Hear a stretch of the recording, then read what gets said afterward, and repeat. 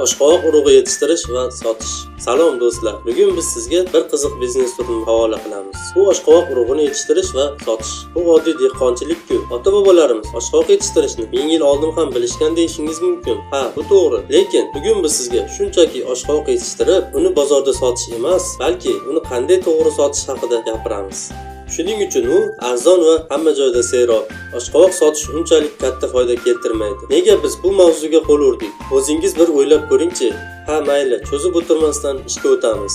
Oshqovoq yetishtirish Yevropada rivojlanib borayotgan fermerlik bizneslariga kiradi. Nega yevropaliklar oshqovoqqa qiziqib qolishdi deb o'ylashingiz tabiiy. Aslida gap oshqovoqda emas, uning urug'ida. Oshqovoqning urug'i immunitetni oshiradi. Erkaklarda jinsiy qobiliyatni ko'taradi. Prostatani oldini oladi. Miya faoliyatiga yaxshi ta'sir qiladi. Yurak, oshqozon kasalliklariga qarshi kurashishda ishlatiladi. Ko'z nuriga juda katta foyda keltiradi. Onkologik kasalliklarni oldini oladi. Quruq yo'tal, isitma oshishi, terining tiklanishi, sochlarning mustahkamlanishi, sochdagi qayzg'oqlarni, yuzdagi husnbuzarlarni yo'qotish qobiliyatiga ega. Bundan juda ko'p dori-darmon tayyorlasa bo'ladi. Shuning uchun bir tonna oshqovoq urug'i $1000 ga baholanadi. Ha azizlar, biz mol qo'yga, tovuqlarga beradigan biz uchun 1 tiyinga qimmat oddiy oshqovoq urug'ining 1 tonnasi $1000 ekan. Nega buncha qimmat? Sababi oshqovoq urug'ining davolovchi xususiyatlari ko'p. Undan ko'pgina dorilar ishlab chiqariladi. Bundan tashqari, u ma'lum bir miqdorda qarishni ham oldini oladi. Uning urug'idan olingan o'simlik yog'i pazandachilikda, pardoz uchun mahsulotlarda va tabobatda ishlatiladi. Aytgancha, ushbu o'simlik yog'i dunyodagi eng qimmat yog'lardan biridir.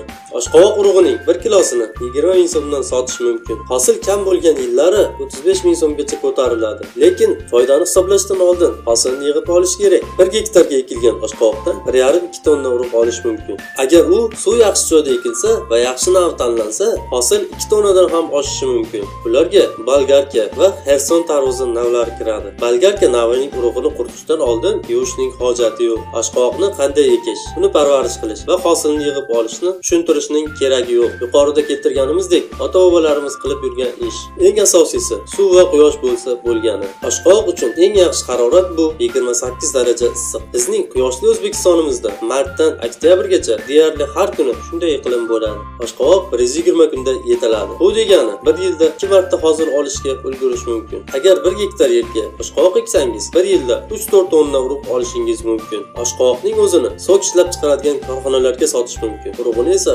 xorijiy firmalarga. Qanday qilib deysizmi? Bizning Karam kanali ijodkorlari sizlar uchun maxsus xaridor topdik. Qozog'istonning Altin Alma kompaniyasi cheklanmagan miqdorda oshqovoq urug'larini sotib oladi. Bu kompaniya dunyoning yetakchi Schwarzkopf, Nivea, L'Oreal kabi pardoz kompaniyalari bilan hamkorlik qiladi. Demak, ular doimiy ravishda sizdan urug' sotib oladilar. Ushbu videoning tavsifida bu kompaniyaning elektron manzilini yozib qoldirdik. Kimga qiziq bo'lsa, ular bilan bog'lanib gaplashib ko'rishingiz mumkin.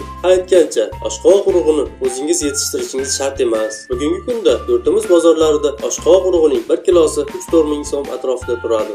O'zbekiston bo'ylab urug'larni sotib olib, xorijiy kompaniyalarga qayta sotish ham mumkin. Hozirda O'zbekistonda bu ish bilan juda kam odam shug'ullanadi. Bu esa raqobatning yo'qligidan dalolat beradi. Agar sizga ushbu video yoqqan bo'lsa, kanalimizga obuna bo'ling va menga yoqish tugmasini bosing va albatta ushbu videoni do'stlaringiz bilan baham ko'ring. Sizni bundan keyin ham qiziqarli biznes turlari bilan tanishtirib borishdan mamnun bo'lamiz.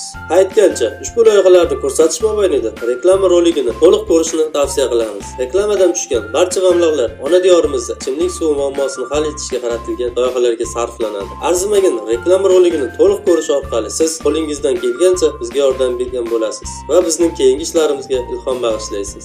Oz o'rganib dono bo'lur, qatra yig'ilib daryo bo'lur.